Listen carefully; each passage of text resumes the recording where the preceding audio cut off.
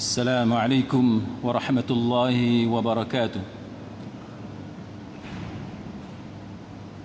إن الحمد لله نحمده ونستعينه ونستهديه ونستغفره ونعوذ بالله من شرور أنفسنا ومن سيئات أعمالنا. من يهده الله فلا مضل له ومن يضلل فلا هادي له. أشهد أن لا إله إلا الله وحده لا شريك له وأشهد أن محمدا عبده ورسوله. اللهم صل وسلم على محمد وعلى آله وصحبه والتابعين بإحسان إلى يوم الدين. أما بعد، رب اشرح لي صدري. Wahai Tuhanku, lapangkanlah dadaku ini. Wa yassir li amri, dan permudahkanlah urusanku. Wahlul 'uqdatam min lisani, dan uraikanlah kekeluhan lidahku. Yafqahu qawli, supaya mereka memahami kata-kataku ini. Rabbi zidni ilma, wahai Tuhanku, tambahkanlah ilmu kepadaku. Allahumma faqihna fid din, ya Allah, kefahaman tentang agama. Wa 'allimna at-ta'wil, dan ajarkanlah kami memahami Al-Quran. Wahdinas siratakal mustaqim, dan tunjukkan kepada kami jalan Engkau, jalan yang lurus. Amin ya rabbal alamin. Yang dihormati lagi dimuliakan Al-Fadil Tuan Imam Masjid Andalusia, ahli-ahli jawatan kuasa masjid, sahabat saya Tuan Said Salahuddin, dan seterusnya, saudara-saudari, sahabat sahabiah, muslimin muslimat rahimakumullah. Sempena dengan sambutan Maulidur Rasul, pada malam ini saya akan berbicara berkenaan dengan tajuk bagaimanakah kecintaan sahabat-sahabat Nabi dan juga orang-orang Islam yang saleh kepada Rasulullah sallallahu alaihi wasallam, supaya kita pada malam ini kita dapat mengambil faedah, kita dapat belajar sesuatu daripada contoh-contoh yang dipaparkan oleh para sahabat Nabi dan juga orang-orang yang saleh, bagaimana mereka menzahirkan, bagaimana mereka mempertahankan, dan bagaimana mereka memperjuangkan apa yang dibawa oleh Rasulullah sallallahu alaihi wasallam. Kita mulakan pada malam ini, sahabat-sahabat sekalian, berkenaan dengan bagaimana generasi sahabat ini menunjukkan rasa kasih kepada Nabi. Antaranya ialah Ali bin Abi Talib radhiyallahu anhu. Apabila ditanya tentang bagaimanakah cintanya Sayyidina Ali kepada Nabi, bagaimanakah kecintaan beliau kepada Rasulullah sallallahu alaihi wasallam, maka Ali bin Abi Talib jawab, wallahi, demi Allah, baginda lebih kami cintai berbanding dengan harta, anak-anak, ayah dan ibu kami, serta kami juga lebih menyintai baginda berbanding dengan air yang dingin, air yang sejuk pada waktu kami dahaga. Itu adalah satu gambaran, ilustrasi yang ditunjukkan oleh Sayyidina Ali berkenaan dengan tahap kecintaan Sayyidina Ali kepada Nabi kita. Maknanya kalau dengan harta ni, harta letak tepi, Nabi tu nombor satu. Anak-anak pun letak tepi, Nabi tu nombor satu. Kita hari ni tuan-tuan, kalau bertembung antara harta dengan Nabi, bukan semualah, tapi ada sebahagian daripada kita nampak saja harta, dia tak peduli dah hukum hakam agama. Dia tak peduli dah itu rasuah ke, ini duit haram ke, ini ambil hak orang ke, dia tak peduli. Yang penting aku. Itu ananiyah, individualistik yang ada kepada sebahagian daripada umat Islam pada hari ini. Saya ada satu orang kenalan, dia beli rumah dia sebelah sinilah, sebelah seberang perai. Bertugasnya belah pulau tu, Tanjung Pinang. Dah beli rumah belah sini, mintalah halangan dia satu je, halangan dia. Yang suami okey dah, bekerja belah sini, seberang perai ni. Halangannya satu je, isteri dia. Kerja dia belah pulau. Satu hari saya nampak dia datang rumah dia lah. Dia cerita kat saya, dia kata, "Ustaz, dapat pindah dah," dia kata, "dapat surat. Nanti nak pergi ambil surat. Dah dapat tukar dah." Tengok seminggu tak pindah lagi, sebulan tak pindah lagi, beberapa bulan jumpa lagi sekali dia. Saya tanya dia, hari tu kata dapat pindah. Dia kata, dunia lah, dia kata, dunia sekarang surat dah keluar, cuma tak ambil je lagi. Pergi ke pejabat nak ambil surat, tengok ada orang potong ke atas. Tengok ada orang potong ke atas. Surat dah keluar, dah sign, cuma nak bagi dah. Ni contoh tuan-tuan, orang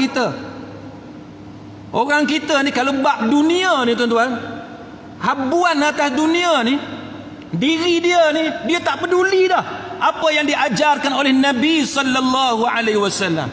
Dekat mana kita nak letak yang Nabi ajarkan kepada kita? La yu'minu ahadukum hatta yuhibba li akhihi ma yuhibbu li nafsihi.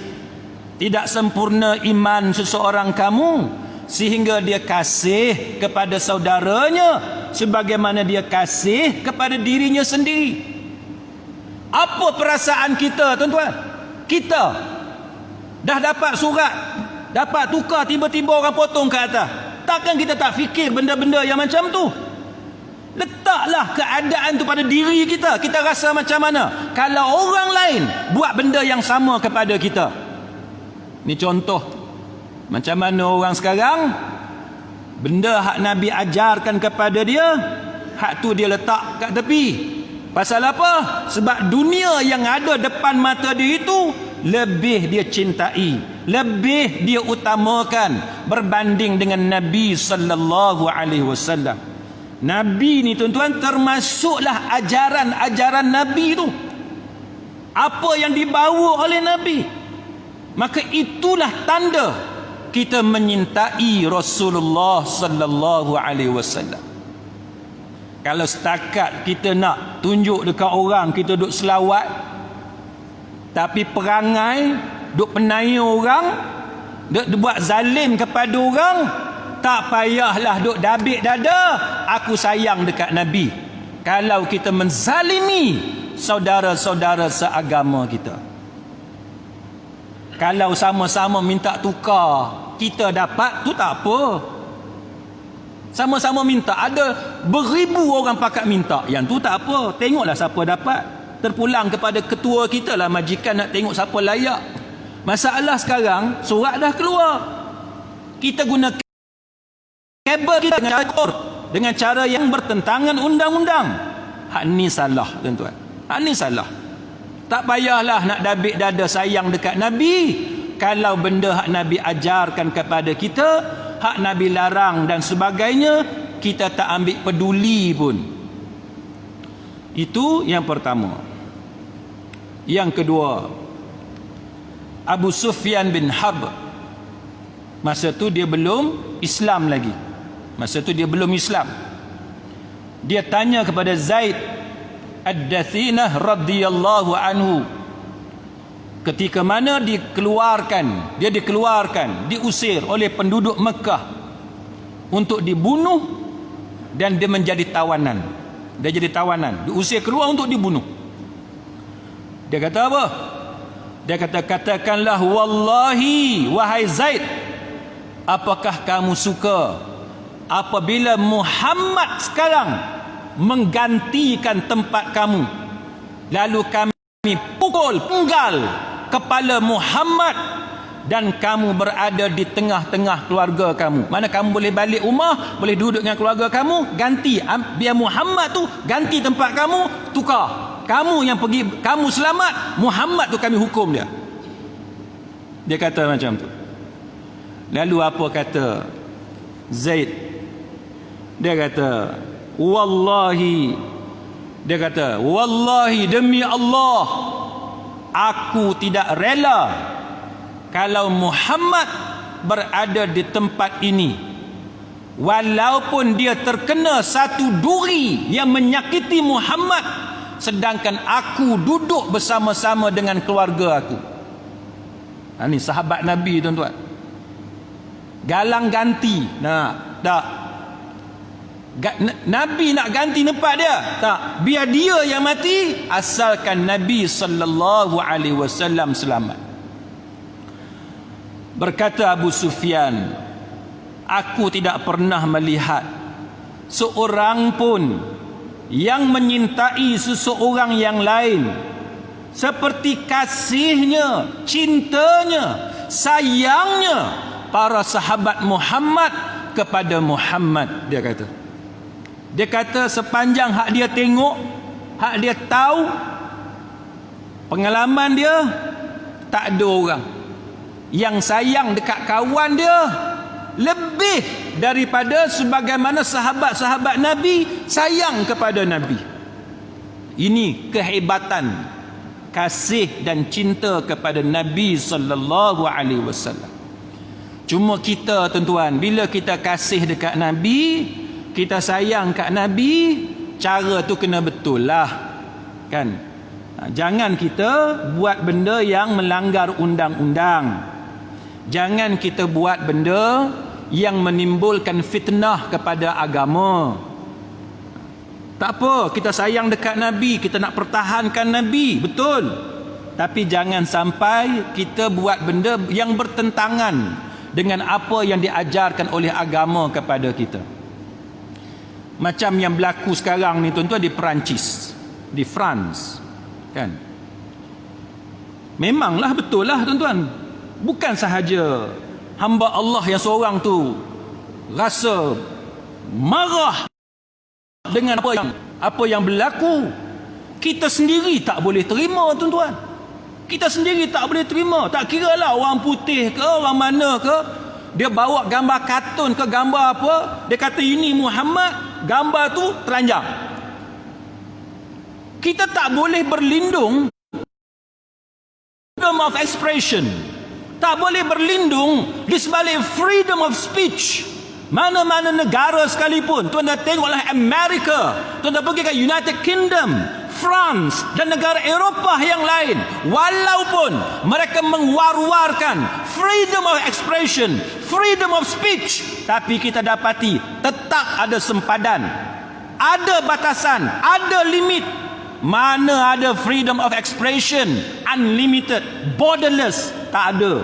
Semua negara dalam dunia hari ini, walaupun mereka kata mereka adalah negara yang bebas, semuanya ada sempadan. Tak boleh bawa gambar atas alasan ini akademik, kita nak bincang, lalu bawa gambar-gambar yang menghina mana-mana agama. Tak boleh. Kita di Malaysia pun, tuan-tuan, walaupun kita tak setuju dengan agama lain, kita kata agama lain sebagai agama syirik dan seumpamanya, tapi kita orang Islam tak dibenarkan untuk menghina berhala mereka. Kita tak dibenarkan untuk menghina padri-padri mereka. Agama kita tak membenarkan kita menghina tokoh-tokoh mereka. Maka samalah dengan kita, tuan-tuan. Kita orang Islam tak boleh agama lain dalam dunia ini berlindung di sebalik freedom of expression untuk menghina batang tubuh yang mulia seperti Rasulullah sallallahu alaihi wasallam. Cuma bila kita ambil tindakan yang tak betul, yang tu jadi masalah. Kan? Yang tu jadi masalah. Wallahu a'lam. Mudah-mudahan kita tetap mendoakan yang baik-baik kepada si mati.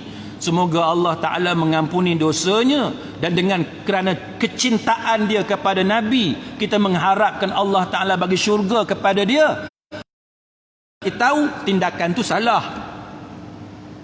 Kita tak bolehlah kecam kawan tu memang dia ada kecintaan kepada Nabi, cuma dia tersilap. Dia tersilap. Bab tersilap tu kita nak ceritalah supaya dia tak berlaku kepada orang lain. Tapi kita sebagai orang Islam, kita tetap mendoakan kebaikan untuk dia, sebab dia sangat sayang kepada Nabi. Cuma sangat sayang kepada Nabi, tak bolehlah kita buat satu perkara yang kemudiannya menimbulkan masalah, apatah lagi kalau melanggar undang-undang yang ada. Dan setiap benda yang berlaku, tuan-tuan, dia ada mitigating factor, dia ada aggravating factor, dia ada faktor-faktor yang meringankan hukuman, dan juga ada faktor-faktor yang menyebabkan hukuman lebih teruk, lebih berat. Siapa yang jadi lawyer buat kes kriminal, dia tahulah, kan? Bukan kata oh dia salah penggal kepala orang, tak patut dia penggal kepala orang, tapi kita lupa jenayah yang dibuat oleh guru tadi atas nama kebebasan bersuara, atas nama akademik, keluarkan gambar-gambar yang boleh mengguris perasaan pelajar dia. Tak boleh. Itu kita tak setuju.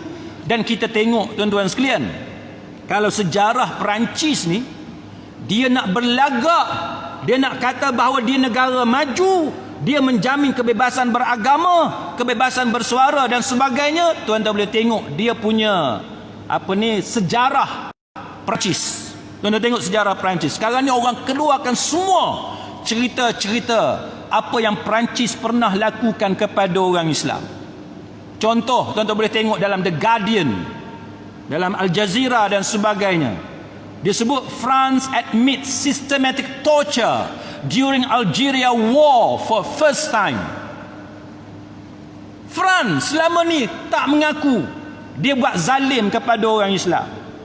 Tapi kemudiannya 2 tahun lepas buat kali pertama, hampir 60 tahun, buat kali pertama Perancis mengakui systematic torture yang dia lakukan kepada orang Islam di Algeria.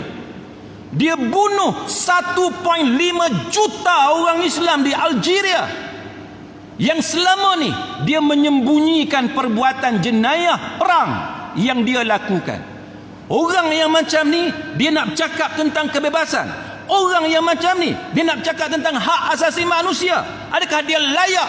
Adakah dia qualified untuk bercakap tentang benda yang macam ni, sedangkan dia membunuh 1.5 juta orang-orang Islam di Algeria?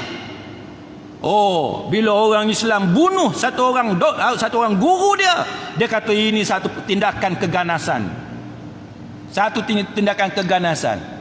Berapa orang kena bunuh? Rakyat dia seorang. Satu orang guru dia kena bunuh. Itu pun sebab tunjuk gambar yang provoke, yang melakukan provokasi dengan mengaibkan dan memalukan Nabi Muhammad sallallahu alaihi wasallam, yang mana kita orang Islam sangat sayang kepada Nabi, dan kita tak boleh terima jenayah seperti ini. Satu orang guru dia mati, dia kata bahawa itu adalah pengganas, tindakan pengganas untuk membawa keganasan dalam negara Perancis. Yang dia tu, negara dia, tentera dia bukan bunuh seorang, bukan bunuh 2 orang, bukan bunuh 10 orang, tapi membunuh 1.5 juta orang Islam secara zalim di bumi Algeria. perempuan-perempuan yang umur 19 tahun, tuan-tuan boleh tengok rekod. Dikeluarkan semua rekod. Umur 19 tahun, 13 tahun, 14 tahun budak-budak perempuan. Dia bawa, dia asingkan dekat satu camp, dia rogol beramai-ramai budak-budak perempuan. Apa yang dia buat untuk menunjukkan bahawa dia menginsafi kesalahan yang dia lakukan hampir 60 tahun lampau kepada orang Islam. Jadi dengan sebab tu tuan-tuan, negara barat ni kita tak boleh percaya sangat. Ialah yang dia nak gambarkan bahawa orang Islam ni pengganas, orang Islam ni tak boleh sporting, tak boleh terbuka, tak boleh open minded. Kita nak kata bahawa mereka jauh lebih zalim, jahat berbanding dengan kesilapan yang dilakukan oleh anak muda tadi. Umur 19 tahun dia sanggup pergi berapa puluh batu semata-mata kerana kemarahan dia kepada satu orang yang menunjukkan gambar yang didakwa sebagai Nabi Muhammad, tapi dalam keadaan yang sangat mengaibkan. Maka itu kita panggil provokasi, dan tindakan provokasi mesti dihukum.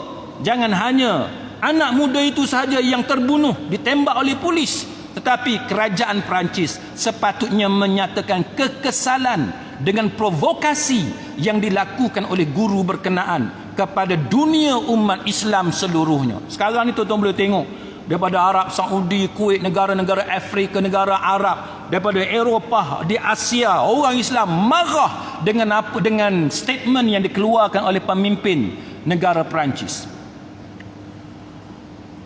Itu gambaran tuan-tuan sekalian bagaimana sayangnya orang-orang saleh, generasi sahabat pada Nabi sallallahu alaihi wasallam. Kemudian yang ketiga kita tengok Anas bin Malik radhiyallahu anhu. Dia cerita masa perang Uhud. Ni masa perang Uhud. Dia kata masa tu penduduk Madinah berlari ni, bertempiaran penduduk Madinah. Perang Uhud ni perang yang kedua.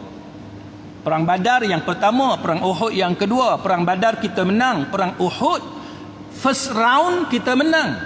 Tapi second round tu Khalid Al-Walid yang masa tu belum memeluk Islam, dia memimpin tentera-tentera Mekah. Dia dah balik dah, dia dah berundur dah. Tapi dia tengok dari jauh macam mana kesilapan pasukan pemanah yang ditugaskan oleh Nabi meninggalkan tempat yang ditugaskan. Dia buat U-turn. Dia boleh pacu kuda dia tuan-tuan dengan kelajuan yang tak disangka-sangka. Dengan kelajuan. Manakala dengan jarak yang berlaku tu tak sempat. Tapi kita kata tak sempat. Khalid Al-Walid yang masa tu belum Islam, dia memimpin tentera musyrik, dia bawa tentera dia pecut tu dengan kelajuan yang tak disangka-sangka. Itu yang menyebabkan dalam perang Uhud, pusingan yang kedua tu kita kalah kepada tentera kafir. Baik, apa yang berlaku dalam perang Uhud ni? Masa perang Uhud ni penduduk Madinah bertempiaran sebab rumus khabar angin bertiup kencang mengatakan bahawa Rasulullah sallallahu alaihi wasallam sudah terbunuh. Maka habis heboh di Madinah, kata Nabi dah mati, dibunuh oleh tentera kufar pada ketika itu. Pada masa tu tuan-tuan, tengah duk kalut ni, Madinah tengah tersebar cerita Nabi terbunuh ni, keluarlah satu perempuan Ansar. Dia pakai tali pinggang. Kemudian dia beritahu perempuan Ansar ni, anak dia mati dalam perang Uhud. Ayah dia pun mati, saudara dia pun mati. Saya tidak tahu siapakah di antara mereka yang terbunuh terlebih dahulu. Tapi cerita dia, ayah dia mati, anak dia mati, saudara dia pun mati. Siapa mati dulu tak tahu. Lepas tu perempuan ni dia melalui salah seorang daripada orang hak ramai-ramai ni, lalu dia tanya, siapakah yang mati ini? Lalu dia orang pun bagi tahu, ayah kamu mati, saudara kamu mati, suami kamu pun mati, anak kamu pun mati. Lepas tu dia tanya lagi, apa yang dilakukan oleh Rasulullah sallallahu alaihi wasallam? Mereka jawab, pergilah ke depan, pergi ke depan, mereka kata. Lepas tu bila dia sampai kepada Rasulullah sallallahu alaihi wasallam, dia pegang kepada hujung baju Nabi. Dia kata apa? Dia kata, ayahku dan ibuku sebagai tebusanmu wahai Rasulullah. Ini cara orang Arab cakap lah. Dia kata, ayah aku dengan ibu aku sebagai tebusanmu wahai Rasulullah. Aku tak peduli. Dia kata, aku tak kisah. Yang penting engkau selamat daripada orang-orang yang jahat itu. Orang bagi tahu kat dia ayah mati, tak apa lagi. Kan? Orang bagi tahu ni suami dia pun mati, saudara dia pun mati, anak dia pun mati. Tapi hak dia risau tuan-tuan, hak dia paling risau adalah Nabi, keselamatan Nabi. Ini yang kata tahap kasihnya dan sayangnya kepada Nabi sallallahu alaihi wasallam. Dalam riwayat lain kata, setiap musibah, dia kata, perempuan dia kata dekat Nabi, dalam riwayat yang lain, perempuan dia kata dekat Nabi, segala musibah, setiap musibah yang ada ni jadi ringan bila tengok engkau wahai Rasulullah, engkau selamat. Berat ni, rasa berat ni. Tapi bila tengok Nabi tu selamat, dia rasa ringan. Dia rasa ringan. Ini bukti cinta kepada Nabi sallallahu alaihi wasallam. Dia macam ni lah tuan-tuan. Suami isteri sebelum kahwin, love letters ni, surat-surat cinta ni, zaman dulu kan mana ada WhatsApp. Kalau zaman sekarang ni pun samalah WhatsAppnya, miss you, I miss you too lah, apa semua macam-macam lah, duk miss you apa semua ni. Punya sayang, I love you lah, apa buah gambar itik lah, gambar angsa lah, duduk macam nak belaga angsa itik, macam-macam lah ni, punya sayang, bercinta ni tuan-tuan. Suami apa ni sebelum kahwin. Masa kahwin, lagu tu jugalah tuan-tuan, kita tengok masa kahwin ni, baru-baru kahwin, pergi mana-mana, color baju kena sama, suami pakai baju biru, bini pun pakai baju biru. Suami t-shirt biru, bini pula baju kurung biru. Color kena sama. Takkan suami nak pakai baju kurung juga kot. Kan, color jelah sama. Bukan kata baju kena sama, tak, color baju tu sama. Kan, suami pakai baju merah, isteri pun merah jugalah, tudung merahnya, bunga merah apa semua, color kena sama. Hak ni pakai putih hitam, hak ni pun putih hitam juga. Punyalah sayang lah dua orang ni. Sebelum kahwin pun sayang, masa kahwin pun sayang. Time birthday, dengan surprise-nya, panggil orang, bawa buat muzik, main gitar lah, apa semua, pergi hotel makan, macam-macam lah, dengan buffetnya, satu kepala 100, macam-macam lah, punya seronok ni, panggil adik-beradik. Tapi nak tanya dekat tuan-tuan, saya nak tanya dekat tuan-tuan, adakah memadai itu sahaja untuk menyatakan bahawa kita sebagai suami atau kita sebagai isteri sayang kepada spouse kita, sayang kepada pasangan kita? Saya jadi lawyer, Tuan Zaid duduk jadi lawyer, kami selalu duduk bergaduh kat mahkamah.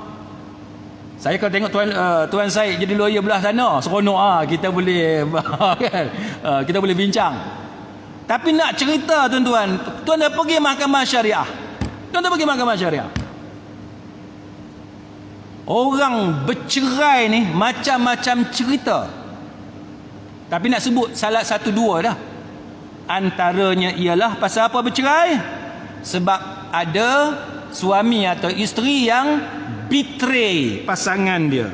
Dia curang. Berlaku curang. Time birthday, hadiah. Time birthday, makan hotel. Time birthday, nyanyi lagu happy birthday to you apa semua. Tapi belakang pasangan kita berlaku curang. Kita menyintai orang lain. Kita tidur dengan orang lain. Kita berkasih dengan orang lain. Cinta apa macam tu? Tidak ada suami, tidak ada isteri yang boleh menerima bentuk cinta yang macam ni. Tak boleh terima. Itulah perbandingan mudah untuk kita faham dalam konteks hubungan kita dengan Nabi.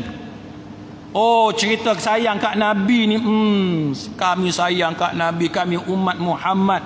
Oh, selawat Allahumma salli ala Muhammad, apa semua kat rumah gantunglah Allah Muhammad lah, apa semua ni. Dekat kereta pun tulislah I love Islam lah, apa semua. Tapi hak itulah kaki penaya orang, hak itulah kaki rasuah, hak itulah buat macam-macam, hak itulah womanizer, kaki perempuan, hak itulah duk ulang-alik luar negara, duk buat benda-benda mungkar dan sebagainya.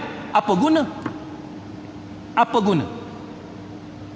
Ya ayyuhalladzina amanu lima taquluna ma la taf'alun kabura maqtan 'indallahi an taqulu ma la taf'alun. Wahai orang-orang yang beriman, kenapa kamu bercakap apa yang tidak kamu lakukan? Amat besar kemurkaan di sisi Allah apabila kamu bercakap apa yang tidak kamu lakukan. Kata sayang dekat isteri, curang dekat isteri. Kata sayang dekat Nabi, tapi hak Nabi larang, hak itulah dia jadi hero. Dia bergelumang dengan maksiat. Akhlak dia, peribadi dia, cara hidup dia tidak menggambarkan dia seorang yang kasih kepada Nabi sallallahu alaihi wasallam. Tapi kita ni tuan-tuan, semua orang ada dosa. Bukanlah saya nak bagi tahu kita ni langsung tak ada dosa. Kita ada dosa. Tapi dosa orang mukmin, dosa orang soleh, dosa yang dilakukan secara good faith, yang dilakukan bona fide, niat yang dengan tersilap, dia lain dengan dosa hak macam iblis duk buat tu. Dia tak sama. Dosa musuh Allah lain. Sebab tu bila Allah Ta'ala menceritakan kesilapan Adam alaihissalam, Allah Ta'ala menerangkan ciri-ciri dosa orang yang baik tu macam mana. Bila dalam Quran Allah Ta'ala sebut wa asa Adam rabbah fanasiya wa lam najid lahu azma. Itu dosa orang soleh, dia lain. Nabi Adam ni Allah Ta'ala cerita wa asa Adam rabbah, telah derhaka, telah berlaku maksiat Adam akan Tuhannya. Fanasiya, dia dalam keadaan lupa, dia lalai. Walam najid lahu azma, tapi dia tidak ada keazaman yang kuat untuk menentang Tuhan dia. Itu orang soleh. Dia buat silap, dia buat dosa, kalau orang nasihat kat dia, dia dengar. Dia takkan pertahankan dosa dia. Dia akui.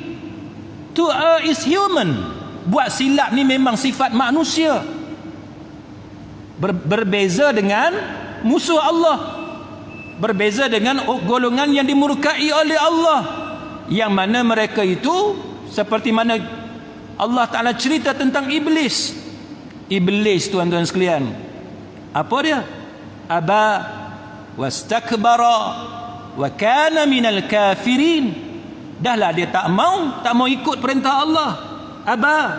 Lepas tu wastakbara, takabur, besar diri pula tu. Wa kana minal kafirin. Kafir. Pasal apa kafir? Sebab dia duk petikai, dia dispute. Dia petikai Allah. Orang petikai tu, tengok, sangat bahaya. Dia nak pertahankan juga kesilapan dia. Sampai dia kata ana khairu minhu khalaqtani min nar wa khalaqtahu min tin. Aku lebih baik daripada dia. Engkau ciptakan dia Adam tu daripada tanah, aku ni daripada api, dia kata. Sebab tu kita ni tuan-tuan, kalau hak jenis nak pertahan kesilapan dia, orang bagi tahu ni salah ni, dia pertahan juga. Kok mana pun dia nak menang juga, walaupun terang-terang dia salah. Ini perangai iblis. Ini perangai orang yang buat dosa sebagaimana musuh Allah. Sebab tu kita Kena hati-hati bila kita buat benda-benda yang dimurkai oleh Allah Ta'ala.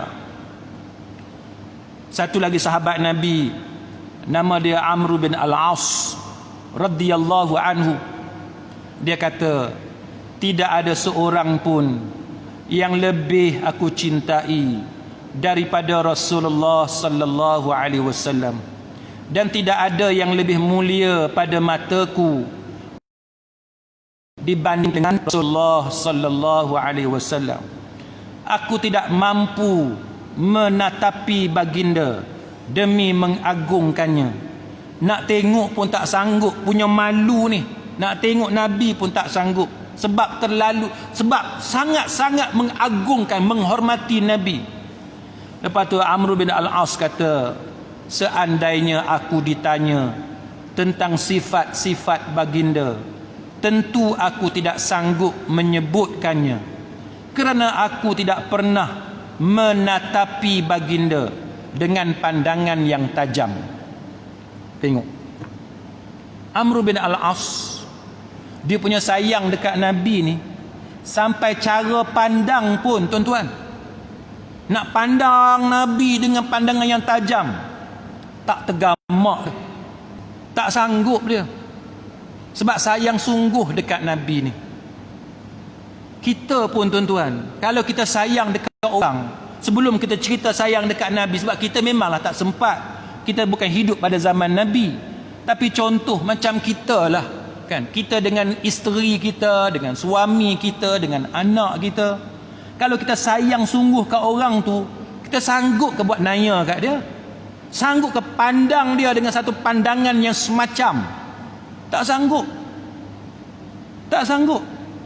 Ni kadang-kadang punyalah tak suka dekat isteri ataupun dekat suami, dia punya ekor mata tu pun kita tengok pun nampak dengan kebenciannya, kemarahan dan sebagainya. Yang inilah yang menyebabkan yang jadi perpecahan dalam rumah tangga, perbalahan sampai tahap syiqaq, perbalahan yang tak boleh selesai dalam rumah tangga dan sebagainya. Kemudian kita lihat bagaimana bukti-bukti yang lain. Bukti-bukti yang lain bagaimana kita ni sayang kepada Nabi sallallahu alaihi wasallam. Antara yang disenaraikan oleh para ulama ialah dia ada beberapa kaedah untuk kita melihat kepada bukti-bukti sama ada kita ni sayang ataupun tidak kepada Nabi sallallahu alaihi wasallam. Antaranya ialah apa yang disebut oleh Al-Imam Asy-Syafi'i rahimahullahu ta'ala. Imam Syafi'i kata, orang-orang Islam telah sepakat bahawa sesiapa sahaja yang telah jelas baginya ajaran Rasulullah sallallahu alaihi wasallam, maka tidak halal baginya untuk meninggalkannya kerana ada pendapat lain atau kerana ada perkataan-perkataan orang lain. Ini kata-kata Al-Imam Syafi'i rahimahullahu ta'ala. Jadi kita ni dalam hidup kita, amalan kita, kita kena utamakan hak Nabi ajar. Jangan kita utamakan hak orang lain. Barulah itu menjadi bukti, evidence di hari akhirat nanti untuk melayakkan kita mendapat syafaat daripada Nabi sallallahu alaihi wasallam dengan izin daripada Allah Subhanahu wa taala. Saya ambil contohlah kan. Saya ambil contoh dengan tuan-tuan. Ada suami ni, dia pegang duit isteri dia. Dia pegang duit isteri dia. Kalau suami pegang duit isteri, sebab isteri suka rela bagi dekat suami, bagi kad apa ATM ke apa ke, tu lainlah, isteri sendiri yang bagi.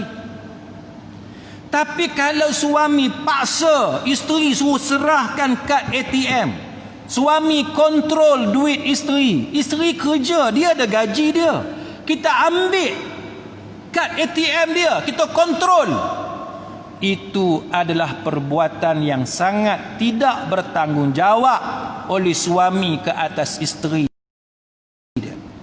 haram hukumnya suami mengambil harta isteri tanpa kerelaan isteri.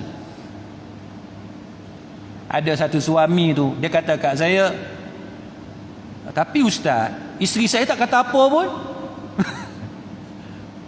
Hang rampas lagu tu, hang expect apa? Expect isteri tu mengamuk, expect isteri tu bagi penumbuk KO. Tuan-tuan, tak boleh. Ambil tu tak boleh, kecuali dia serah sendiri. Dia suka rela bagi kat kita. Kadang-kadang isteri ni dia serba salah. Dia serba salah. Tu duit dia. Dia nak bagi kat mak dia, nak bagi kat ayah dia, kat adik-beradik dia. Dia kerja. Dia ada kelulusan. Maka dia ada hak. Tapi suami pula pergi ambil dengan cara paksa. Belah ni keluarga dia, darah daging dia. Hak ni pula suami dia yang jadi ayah kepada anak-anak dia, serba salah. Nak kata pun salah, tak kata pun salah. Kita sebagai suami janganlah buat benda macam ni, kan? Nabi, tuan-tuan, dia datang kepada kita. Dia kata apa? Nabi bagi tahu kepada kita, sebaik-baik kamu, khairukum li ahli. Nabi kata sebaik-baik kamu ni adalah orang yang paling baik kepada ahli keluarga dia. Li ahlihi, kepada ahli keluarga dia. Dan Nabi kata aku hak paling baik. Nak banding dengan kamu semua ni, kita semua ni, Nabi lah yang paling baik kepada keluarga dia. Sehingga kan para fuqaha mengatakan bahawa antara yang kata-kata parameter ataupun dawabit untuk kata orang tu baik ke tak baik, tengok cara dia layan keluarga dia. Ni fuqaha kata, bila Nabi kata sebaik-baik kamu, khairukum tu, sebaik-baik kamu tu ialah orang yang paling baik, orang yang berbuat baik kepada ahli keluarga dia. Maka fuqaha kata apa? Itu memberi satu isyarat kepada kita, gambaran kepada kita daripada ajaran Nabi sallallahu alaihi wasallam. Nak tahu orang tu baik ke tak baik, dia ada parameter, dia ada dawabit. Maka antara dawabit yang disenaraikan itu, parameter yang disenaraikan itu, nak tahu baik ke tak baik orang tu, tengok dia baik ke tidak dengan ahli keluarga dia. Kalau dia tunaikan tanggungjawab dia, tugas dia dengan baik, segala duties dia, obligations dia, dia perform dengan baik, maka itulah orang yang benar-benar baik. Tapi kalau dia setakat rajin datang masjid je, masjid datang lah, tapi dengan keluarga dia tak bagus. Oh, Quran hafal, tapi dengan keluarga dia zalim, maknanya dia ada masalah tu. Bukanlah tak bagus hafal Quran, bukanlah tak bagus semayang, tak bagus semayang tu, hafal Quran bagus. Tapi bila dengan keluarga kita tu, kita problem, kita tak buat baik, buat nanya, kita abaikan keluarga kita, anak kita pandai baca Quran ke tidak kita tak peduli, yang kita sibuk kita je nak mengaji. Aku je nak datang masjid. Yang anak duk minum ketum, kita tak beli. Minum ketum campur dengan Ritsek lah apa, sebenarnya saya cerita pakai belakang. Okay. Jangan buat. Tapi nak ceritanya, oh ayahnya baik pergi masjid, maknya baik pergi masjid, tapi tak peduli. Anak naik motor, bawa anak dara orang, maghrib tak balik, baca Quran pandai ke tak pandai, tak peduli anak. Baka dia, zuriat dia, dia tak peduli. Tapi dia tu baik. Maksudnya parameter dia tu ada problem. Dia kena check balik parameter dia, dawabit dia. Maka dengan sebab itu, sidang hadirin mukminin, maka malam ni sebagai kesimpulannya ialah kita macam-macam mana pun tuan-tuan sekalian, bila kita kata kita sayang dekat Nabi, maka pastikanlah kita sayang dengan cara yang betul, kan? Kita utamakan Nabi dengan cara yang betul. Kita tak mau hanya simbol sahaja, kita tak mau. Contohnya masjid kita cantik, contohnya kan, kita buat masjid cantik, oh Quran kita letak elok, bungkus elok apa semua, Quran tak baca pun, tak boleh lah kan? Masjid cantik sebahagian, hak lain tak semayang pun. Bukanlah salah buat masjid cantik, tak. Tapi nak ceritanya ialah kita ni hanya kulit sahaja, tak boleh kan?